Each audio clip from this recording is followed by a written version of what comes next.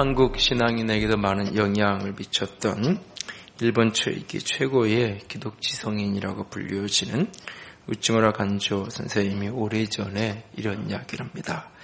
이 세상에서 가장 행복한 것은 선을 행하고도 흥하지 않는 일이다. 그리고 그 다음에 행복한 일은 선을 행하여 흥하는 일이다. 세 번째로 행복한 것은 악을 행하여 흥하지 못하는 것이다. 그리고 가장 불행한 것은 악을 행하고도 흥하는 것이다. 라고 말합니다. 첫 번째 경우의 사람은 천국을 물려받을 희망이 있기 때문이고, 둘째 경우의 사람은 그의 현세를 즐길 수 있기 때문이고, 셋째 경우는 그의 과거의 죄를 보상할 수 있기 때문이다. 그리고 마지막 경우는 그는 지옥에 떨어질 위험이 있기 때문이다라고 말합니다. 그러면서 그는 그 글의 마지막에 이렇게 얘기합니다. 어쨌든 공궁은 안전하고 번영은 위험하다. 우리는 전자를 싫어하고 후자는 부러워하는 일이 없어야 하겠다. 100여 년 전에 했던 그의 말을 우리가 가슴으로 조금 들어야 할 시대를 우리가 살아가고 있지 않나 생각합니다. 사람들은 싫어하지만 곤궁이 때려 우리를 안전하게 하고 번영이 우리를 위험하게 할 수 있다는 경고를 가슴으로 새기면서 오늘 말씀을 듣기 원합니다. 오늘 본문의 스토리는 지난 목요일에서부터 오늘 아침까지 매일 성경 큐티 본문 이야기입니다. 이스라엘 민족 공동체가 불신앙 속에서 암몬 족속에 의해서 억압과 고통을 겪는 이야기입니다. 그리고 그 이야기 속에 역시 또 고통 가운데 있는 한 사람, 입다라는 아주 독특한 유형의 인물이 등장하고 있습니다. 10장 8절과 9절을 자세히 보면 이스라엘 자손이 암몬 족속에 의해서 18해 동안 억압을 받았다. 눌리고 그렇게 학대를 받는, 깨지고 그런 어떤 고통 가운데 놓여졌다. 그리고 이제 9절에 보니까 끊임없는 싸움이 벌어지면서 이스라엘의 곤고가 아주 심했다라고 말하고 있습니다. 깨지고 부서지고 뭉개져서 삶이 갑갑하고 힘겨움이 너무나 심한 그런 극심한 고통 가운데 있는 시대, 오랫동안 학대받고 오랜 세월 속에 삶의 곤고함이 더욱더욱 심해지는 그런 고통스러운 상황의 모습을 그려주고 있습니다. 그런 시대적인 고통, 공동체적인 아픔 속에 힘겨운 삶을 살아가야 될 한 사람, 입다라는 사람이 등장을 합니다. 그는 오늘 11장 1절에서 3절이 기록하고 있는 것처럼 길르앗이라는 사람이 이름 모를 창녀에게서 낳은 아들이라고 말하고 있습니다. 어미 없는 사생아였던 것입니다. 그렇게 살던 그가 어느 날 적자였던 다른 이복 형제들에게 구박을 받고 유산 상속도 받지 못한 채로 그렇게 쫓겨나게 되어집니다. 그렇게 쫓겨진 나온 입다가 돕당에서 망명객으로 유랑 생활을 해가는 모습을 보게 됩니다. 그의 인생에 함께한 사람들은 낙오자여 실패자여 출발선에서부터 결코 1등이 될 수 없는 그런 한계를 가진 사람들이 그의 주변에 그렇게 모여들게 되고 그들과 함께 삶을 살아가고 있는 입다의 모습. 이스라엘 민족의 이스라엘 사회 전체의 형편도 그 시대의 한복판을 살아가는 입다라는 한 개인도 삶이 너무 무겁고 고단한 오늘 본문 속에 곤고라고 표현되어 이 단어가 모든 것을 설명해주는 극심한 눌림과 힘겨움 속에 그들이 살아가고 있습니다. 그럴 때 그들은 어떤 모습으로 그 모든 것들을 극복해가고 있는 것일까요? 어떻게 그리스도인들은 바로 이런 상황 속에서 내가 그런 상편에 처한다면 어떻게 그것을 이겨내가야 할까요? 본문 속에 그 지혜를 함께 얻기를 원합니다. 인터넷에서 특별히 우리 젊은 청년들에게 뜨겁게 사람들에게 인기를 얻고 있는 지도 한 장이 있습니다. 헬 조선 지옥 불반도라고 이름이 붙여진 지도 한 장입니다. 요즘 아이들이 자주 하는 그런 게임에 마치 그 게임 지도를 연상케 하는 지도 한 장이 있습니다. 헬 조선, 이 헬이라는 표현은 헬라어로 지옥을 가리키는 표현인데 헬 조선, 우리나라가 이 세상이 지옥과 같은 세상이다. 그 지옥 불바다를 가리켜주는 지도 한 장을 그려놨는데 그 지도에 보면 한 사람이 출생 때부터 출발하는데 똥수저, 흙수저, 동수저, 은수저, 금수저로 나누어지는 사회 계층이 이미 정해져 있는 헬게이트를 지나 출생을 합니다. 노예로서의 그러고 나면 노예로서의 삶이 기다리고 있는데 잘하면 문과, 이과를 선택해서 대기업의 성체에 입성도 가능하지만 그곳에 도착하기까지 많은 사람들이 노예의 전초지에서 탈락합니다. 일부는 공무원 거점에 들어가는 것을 꿈꾸지만 공시에 실패한 많은 이들이 백수의 웅덩이에서 좌절감을 맛봅니다. 어쨌거나 이들이 최종적으로 도착하는 곳은 치킨 사원, 탑골 공원이며 연 200만 명이 망한다는 자영업 소굴로 뛰어드는 이들도 일부 있습니다.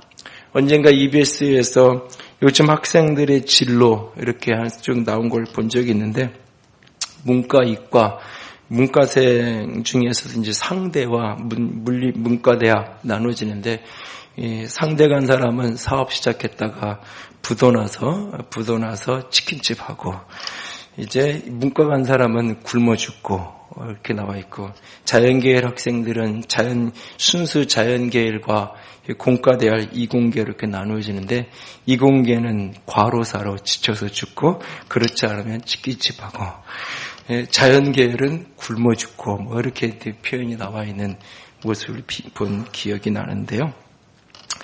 이런 헬조선 지옥 불반도 이런 지도를 보면서 한편으로는 과하다 싶고 너무 사회를 부정적으로만 이해하고 이런 어떤 사회의 부정적인 이해가 너무 보편화되는 것 같아서 한편으로 걱정스럽기도 합니다.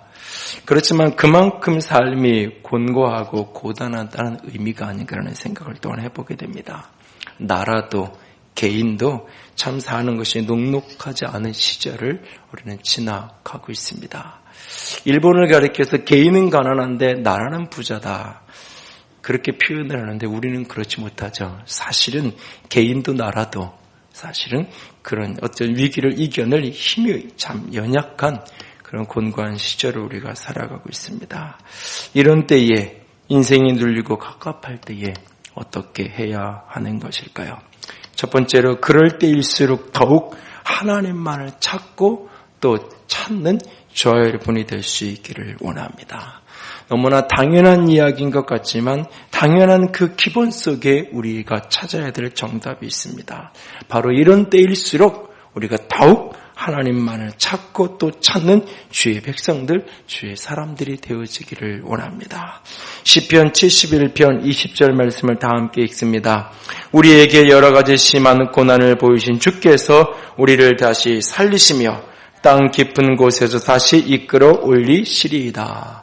심한 고난을 당한 속에서 주님이 다시 살리시고 다시 이끌어 올리시기를 믿는다면 우리는 시편 42편 1절과 62편 8절처럼 주님을 찾는 자가 되어야 합니다. 42편 1절 같이 읽습니다.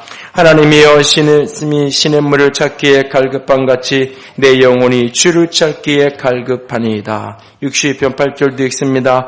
백성들아 스스로 그를 의지하고 그의 앞에 마음을 토하라. 하나님은 우리의 피난처시로다 라고 말씀합니다. 그렇게 고통스럽고 갑갑하고 눌린 그날 이스라엘 백성이 했던 선택은 어떤 선택이었을까요? 본문 사사기 10장 10절을 보면 바로 9절에 그렇게 곤고가 심했던 그날 이스라엘이 했던 선택이 무엇이냐 10절을 다 같이 읽습니다. 이스라엘 자손이 여호와께 부르시어 이르되 우리가 우리 하나님을 버리고 바알들을 섬김으로 주께 범죄하였나이다.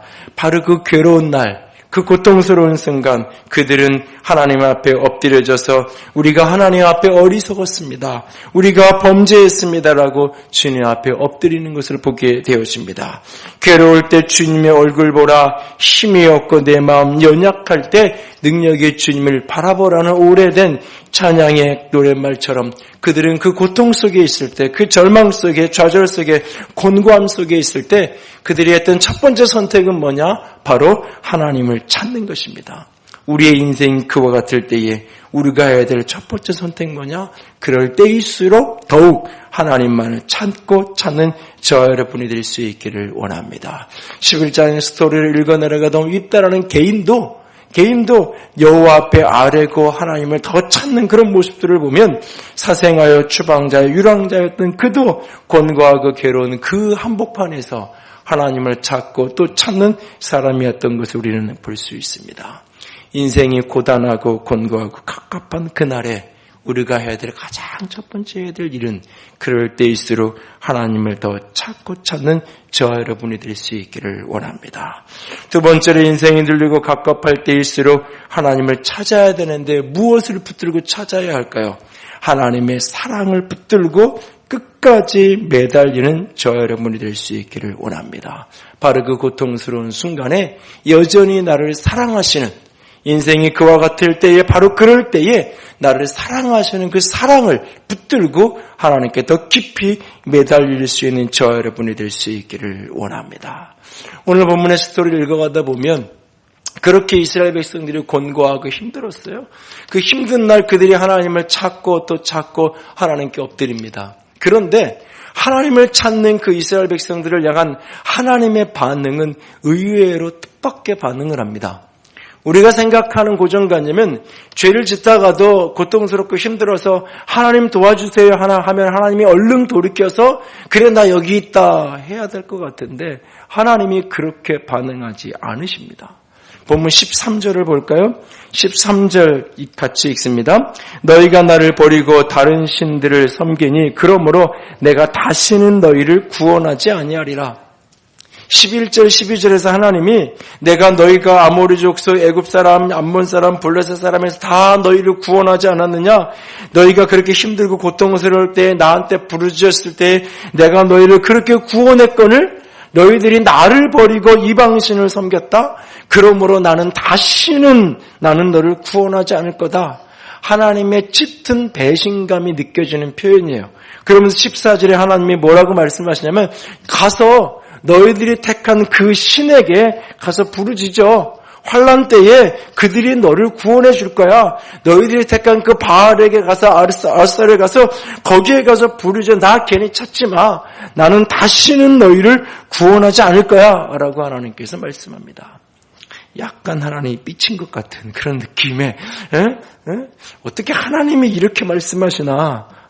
그래도 하나님인데 그런 느낌이 약간 드는 그런 식으로 하나님이 다른 일반적인 반응과는 낯선 반응을 합니다. 여러분이 너무 힘들고 어려워요. 그래서 하나님께 하나님 도와주세요. 매달리는데 하나님이 다시는 내가 너 도와주지 않을 거야. 구원해 주지 않을 거야. 내가 조금만 너 살만하면 조금 도와주면 여전히 또 돈을 의지하고 세상을 의지하고 조금만 건강 되찾으면 그렇게 하나님께 기도하는 거 다 잊어버리고 세상 노는 거 좋고 나는 너 더 이상 도와주지 않을 거야. 라고 하나님이 말씀하시면 여러분 같으면 어떻게 하실 거예요? 그래요. 하나님 없어도 나 돈은 아직 남아있으니까 건강은 아직 있으니까 하나님 안 도와주면 친정에 부모님한테 전화하면 되지 혹 이럴 수 있을지 몰라요. 근데 이스라엘은 그럴 것이 없어요. 막다른 골목이에요. 그래도 15절에 이렇게 하나님께 엎드립니다. 15절 같이 읽습니다. 이스라엘 자손이 여호와께 여쭈되 우리가 범죄하였사오니 주께서 보시기에 좋은 대로 우리에게 행하시려니와 오직 주께 구하옵나니 오늘 우리를 건져내시옵소서 하고 이스라엘도 이렇게 보통은 아니에요. 주님 좋은 대로 하세요. 그렇게 보기에 좋으시면 좋은 대로 그냥 그렇게 하세요. 그런데 하나님 한 번만 도와주세요. 오늘 우리를 좀 건져주세요. 그리고는 나가서 여태까지 우상 숭배하던 걸 싹 정리하고 하나님만을 섬기기 시작합니다. 그러자 16절 하반절에 보면 이렇게 기록되어 있어요. 16절 하반절에 여호와께서 이스라엘의 곤고로 말미암아 마음에 근심하시니라. 이스라엘의 회개 때문에 하나님의 마음이 감동을 받았다라고 말하지 않아요. 이스라엘의 회개하고 돌이키는 것 때문에 하나님의 마음이 움직여서 그들을 향한 긍휼의 마음이 회복되었다고 말하지 않아요. 그들의 곤고함 때문에 그들이 고통받고 아파하고 힘겨워하는 그것 때문에 주님의 마음에 근심이 되었다라고 말하고 있습니다. 이게 무슨 얘기인가요? 왜 주님은 근심하고 계신가요? 주님의 마음이 바뀐 건가요? 아니에요. 여전히 바뀌지 않았어요. 여전히 도와주고 싶지 않아요. 여전히 구원하지 않을 거예요. 왜? 배은망덕한 그 짓을 기억하니까. 그리고 지금 도와줘도, 지금 구원해줘도 앞으로 또 어떤 짓을 할지 뻔히 그게 보여요. 그러니까 나는 다시는 너를 도와주지 않을 거고 구원하지 않을 거라고 굳게 말씀하세요. 그럼에도 불구하고 돌아서면 마음이 아파요. 왜? 아파하니까.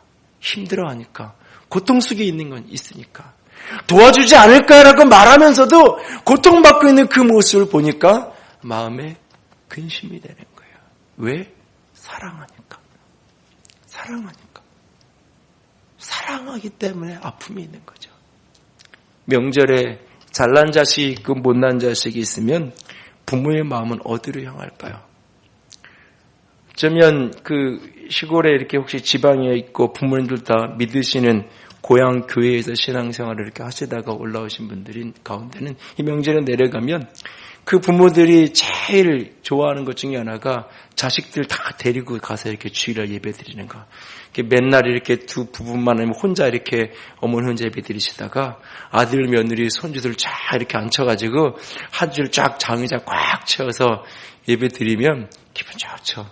그리고 그 아들이 성공해서 감사한 구분도 넉넉하게 하고 목사님 드린 선물도 하나 가져와서 하나 이렇게 안겨드리고 그러면 그냥 뿌듯해하고 자식 잘 키운 보람을 느끼고 그러죠.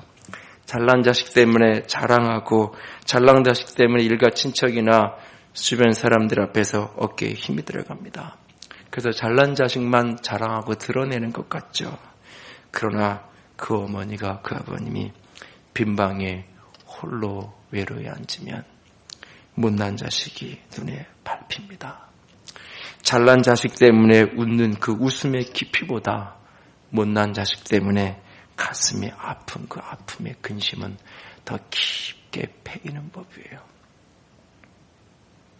그래서 못난 자식 오면 입으로는 퉁명스럽게 말하고 또 너 그것밖에 못하냐고 또 손 벌리려고 왔냐고 입으로는 그렇게 구박을 하고 뭐라 그러면서도 가슴이 아픈 거예요. 왜 저렇게 저 아이는 안 풀리고 힘겨운지 그것이 또 근심이 되고 마음이 아픈 거죠. 바로 그런 부모의 마음처럼 우리 주님의 마음이 오늘 이스라엘을 바라보는 하나님의 마음이 그런 거예요. 내가 하나님 도와주세요라고 매달렸더니 하나님이 야박스럽게 나는 다시는 너 도와주지 않을까. 내가 너 여태까지 얼마나 도와줬는데 네가 믿던 그 신에게 바알에게 가서 도와달라고 해. 하나님이 야박스러운 것 같지만 그때 이스라엘은 그래요? 그러면 필요 없어요. 하나님도 그렇게 돌아서지 않고 하나님 보기에 좋은 대로 하세요. 이게 키포인트예요. 사실은 하나님 그래도 내가 보면 안쓰럽잖아요. 그래도 이 고생하는 우리 마음 아프잖아요. 뭐 때문에? 사랑하니까. 그 사랑을 의지해서 사랑을 근거로 하나님께 매달리는 겁니다. 우리가 하나님께 매달린다고 할 때 그것은 내 자격을 가지고 매달리는 것이 아닙니다. 내 공로를 가지고 매달리는 것이 아닙니다. 잘난 내 믿음의 수고를 가지고 하나님께 매달리는 게 아닙니다.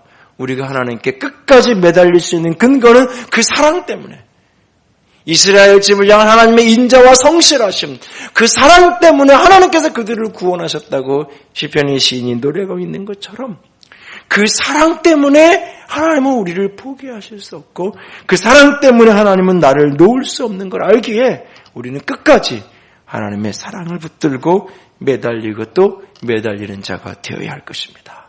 그리고 세 번째 우리는 그 하나님을 소망을 바라보며 담대함으로 부르짖어야 합니다. 하나님의 사랑하심을 붙들 뿐만 아니라 하나님의 소망을 바라봄으로 담대하게 주님께로 더 나아가야 할 것입니다. 여러분 암몬 족속에 의해서 18해 동안 그렇게 짓밟히고 학대받고 억압당하고 온통 고통스럽게 있는 그 사회 전체가 너무너무나 고통스러운 극심한 곤고한 상황에 놓여 있는 그 시대에 살아가던 암몬이라는 사람, 그 시대에 살아가는 입다라는 사람, 부모, 엄마 없이 태어나서 평생 사람들은 그를 손가락질하면서 저 기생의 자식, 기생의 아들이라고, 창녀의 아들이라고. 어쩌면 이 입다가 철들고 나서 제일 싫은 게 뭐냐고 물으면 자신의 어린 시절을 아는 사람들을 만나는 것. 제일 싫은 게 내 어린 시절을 아는 그런 고향 사람들 만나는 게 제일 싫었을 거예요. 왜? 사람들은 다 지금의 내 모습을 기억하고 사람들은 나 내 이름을 불러주면 입다라고 불러주는데 저거 길르앗이 기생에게 난 아이잖아. 저 창녀에서 거리에 이름 뭐 엄마인지 엄마가 누군지도 모르고 그렇게 태어난 자식이잖아 라고 사람들이 무심코 던질 그 이야기가 듣기 싫어서 아마 고향 사람들을 만나는 게 가장 싫고 어쩌면 괴로웠을 거예요. 그렇게 그 수치 속에 인생을 살아가던 출발선부터 똑같은 나이 똑같은 모습인데 출발선부터 적자에게서 태어난 다른 형제들하고 구별된 모습으로 살아가야 되는 그 수치심 속에 출발선부터 그는 1등을 할 수 없는 인생이에요. 출발선부터 그는 실패자일 수밖에 없는 인생으로 출발하고 있는 거예요. 그가 살던 시대가 어쩌면 헬조선, 그가 살던 세상이 어쩌면 헬 이스라엘이라고 말할 수 있는 그런 형편 아니었을까요?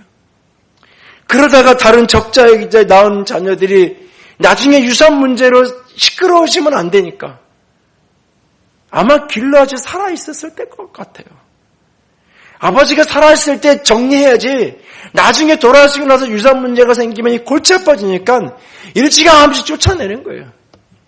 그래서 그 쫓겨나서 짐보따더라도 제대로 싸서 비상금이라도 좀 쥐어줘서 쫓겨냈을까요? 그렇지 않았을 거예요. 그렇게 쫓겨나서 이름 모를 동네에 어느 빈민가 속을 어느 토굴 속을 방황하는데 한 사람 두 사람 친구를 사귀어야 되고 한 사람 두 사람 주변에 없는데 하나같이 왜 이렇게 못났는지 하나같이 왜 이렇게 아픈 사람들만 하나같이 다 이렇게 고통받는 사람들만 하나같이 날 좀 도와줄 만한 사람이 아니라 하나같이 나 같은 처지의 사람에게조차도 도와달라고 요구하는 그런 사람들 밖에 모여드는 사람이 없는 그의 인생. 여기에 무슨 소망이 있다고 말할 수 있을까요? 여기에 무슨 내일이 있고 미래의 꿈이 있다고 말할 수 있을까요? 비참하게 불쌍하게 낙인 찍혀진 그의 인생. 영화 레미제라블을 보면 그 자베르 경감이 끊임없이 장발장을 추적해가는데 인상적인 거는 장발장을 한 번도 장발장이라고 부르지 않죠. 24601 그가 16년 동안 감옥에 있는 그 수임 번호로만 부르고 있을 뿐이에요. 한 번도 장발장이라고 그의 이름을 불러주지 않아요. 레미제라블 비굴한 자, 비참한 사람, 초라한 사람 그런 뜻이죠. 비참한 사람들, 억눌린 사람들. 그래서 최남선이 1914년 레미제라블을 초역할 때의 제목이 너 참 불쌍다라고 하는 제목이었죠. 오늘 혹시 내게도 그런 이름이 드리워져 있지 않나요? 길르앗의 기생의 아들 참 불쌍하다라는 의미가 담겨져 있어요. 그러나 그 의미의 뒤편에는 너는 희망 없는 아이야 라고 하는 너는 내일이 없는 소망 없는 아이야 그렇게 낙인 찍어놓은 그 이름. 혹시 나를 묻고 있는 어제의 그 어떤 이름이 있지 않나요? 술정뱅이 아들이라고 가난한 산동네 아이라고 그렇게 불려지던 내 이름으로 불려지지 못하고 나를 낙인 찍어서 부르던 어떤 이름이 내게도 스쳐가지 않나요? 아니 그 이름이 어제의 이름만이 아니라 오늘의 이름이 혹 되어 있지 않나요? 신용불량자라고 여전히 취업만을 준비하고 있는 그런 사람이라고 오늘도 내게 또 다른 어떤 나를 불쌍하게 부르는 어떤 이름이 내게 드리워져 있지 않나요? 그런데 그 이름을 듣는 게 그렇게 싫고 짜증나고 화가 나는 이유는 그것이 그냥 너는 불쌍한 사람이야 그걸로 끝나는 것이 아니라 그 뒷면에 그러니까 너는 소망이 없어. 그러니까 너는 내일이 없는 사람이야. 과연 그런 걸까요? 아니요, 그렇지 않습니다.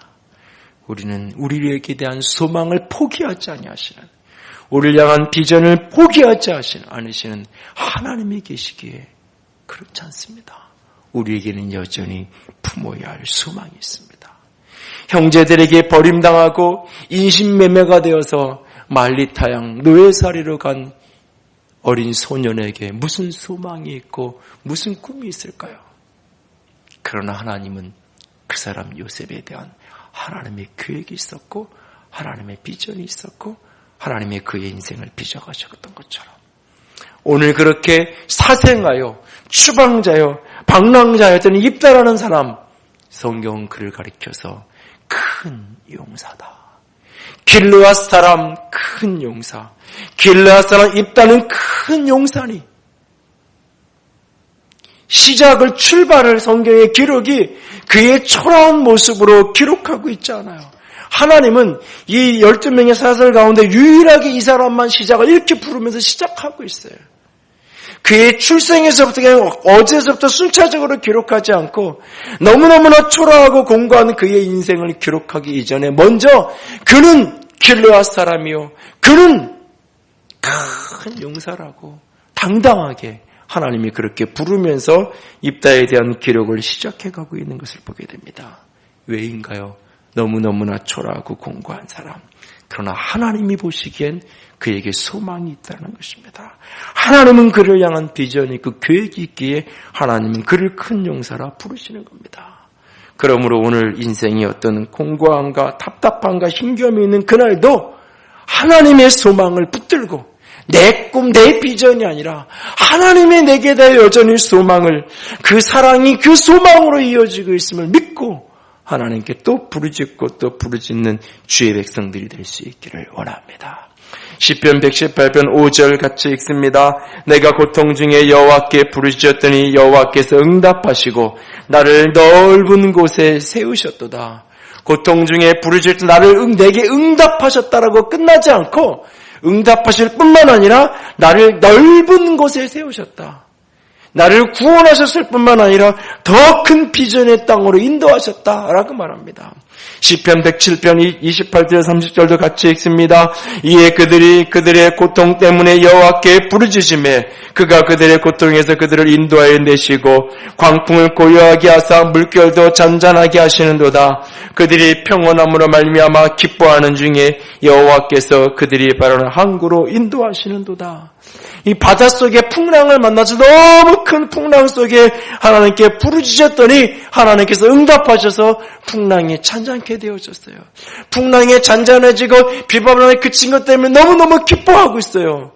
그러고 나서 보니까 소원의 항구, 바라는 항구, 하나님께서 바라시던 그 자리에 자신이 와 있는 것을 느끼는 거예요. 그 소원의 항구를, 바라는 항구를 향해서 열심히 노져서 거기에 간 게 아니에요. 풍랑 때문에 고통받고 아파하면서 그렇게 부르짖었어요. 하나님이 응답하셔서 풍랑을 잔잔케 하셨어요. 잔잔케 하시고 나서 보니까 내가 꿈꾸던 그 자리, 하나님이 나를 향하여 꿈꾸던 그 자리에 내가 와 있는 거예요. 오늘 인생이 어떤 고단함과 곤고함과 갑갑함이 있다 할지라도, 그래서 더 이상 내 인생이 어떤 소망도 다 사라져버린 것 같은 현실을 만난다 할지라도 하나님의 사랑 때문에, 하나님 그분의 나를 향한 소망과 비전 때문에 오늘도 하나님께 끝까지 매달리고 담대함으로 부르짖음을 멈추지 않은 저와 여러분이 될 수 있기를 원합니다. 어린 시절 문둥이라 불려졌던 소년이 있습니다. 아버님이 부산 용호동 나한자촌에서 목회 생활을 하셨기 때문에 그 시절 나한자촌에서 함께 자랐습니다. 나한자촌에 살면서 초등학교를 다닐 때 이웃 동네 아이들이 문둥아라고 놀리며 돌을 집어던져 피를 흘리기도 일쑤였습니다. 초등학교 다닐 무렵 그에게는 친구가 한 사람도 없었죠. 미국 이민을 와서서 백인들에게 따돌림을 당하고 유차이나 고백홈 하면서 비난받고 조롱받고 놀림당하는 그 순간에도 어린 시절 문둥이라고 곧 손가락질 받던 그때의 기억이 힘이 되어서 징검다리가 되어서 인생을 견뎌낼 수 있었도록 고백하는 그분. 그분은 다름 아니라 한국 이름 하형록, 미국 이름 팀 하스, 목사님이면서 동시에 한국계 미국인 실업인으로 섬기고 있는 분입니다. 그의 회사는 티머스 하스 어소시에이츠라고 하는 회사인데 미국인들이 가장 일하고 싶은 직장 가운데 하나로 손꼽히는 성공적인 실업인으로 삶을 살아갑니다. 오바마 정부에서는 건축과학 관련 백악관 자문위원으로 임명돼서 활동하기도 하고 KBS 글로벌 성공시대를 통해서 그의 성공신화가 소개되어지기도 했죠. 사실 그의 성공신화 중심에는 신앙적 가치가 있었지만 TV에서는 그것은 다 빼고 이제 조금 더 객관적으로 그를 묘사하고 있는 것을 보게 됩니다. 그는 동양인의 핸디캡을 극복하기 위해 누구보다 열심히 살았습니다.